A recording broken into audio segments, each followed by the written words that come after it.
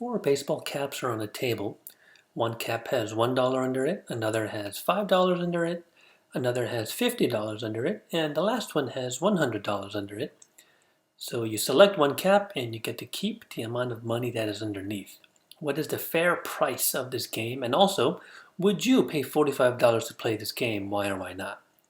Right, so the answer to that will depend on the fair price, right? Remember, the fair price,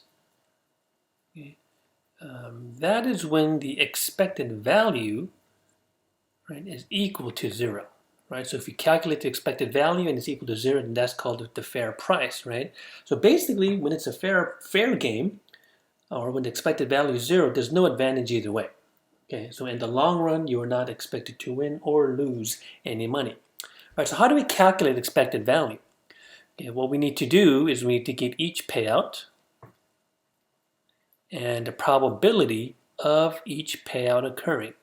So we notice that in this case, there's 4 caps, right? So there are 4 payouts possible, okay?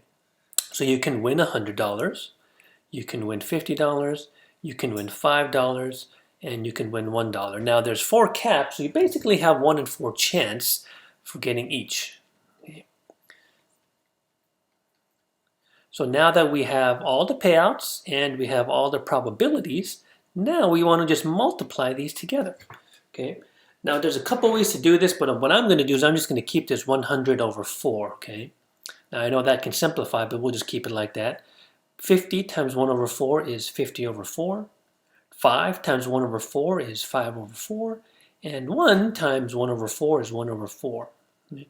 And what we want to do now is we want to add this column together, right?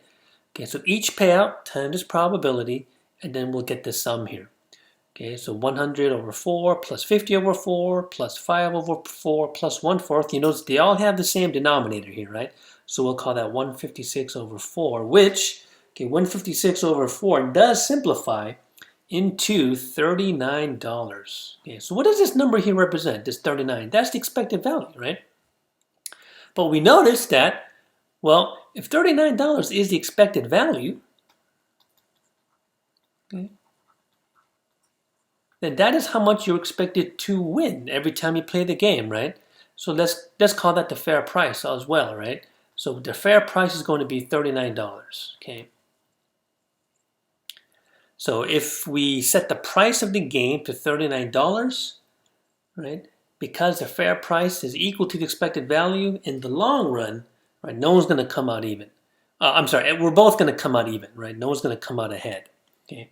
So the next question is, would you pay $45 to play this game? Okay, why or why not? Okay, and there's 2 lines of reasoning here. Okay, well, if you pay $45, you have 2 chances to win more than that, and you have 2 chances to lose less than that, right? Okay, so that's sort of like the logical thinking. Okay, but we want to use probability to get this answer, right? Well, let's take a look. The fair price is $39, right? So actually, you should not be willing to pay any more than $39 to play this game.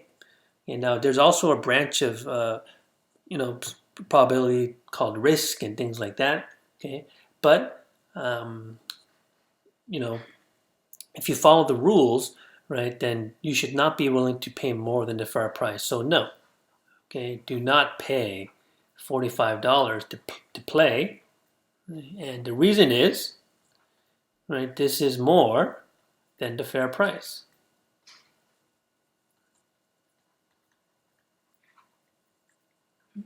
So you notice that this $45, we did not incorporate that into the payout, right?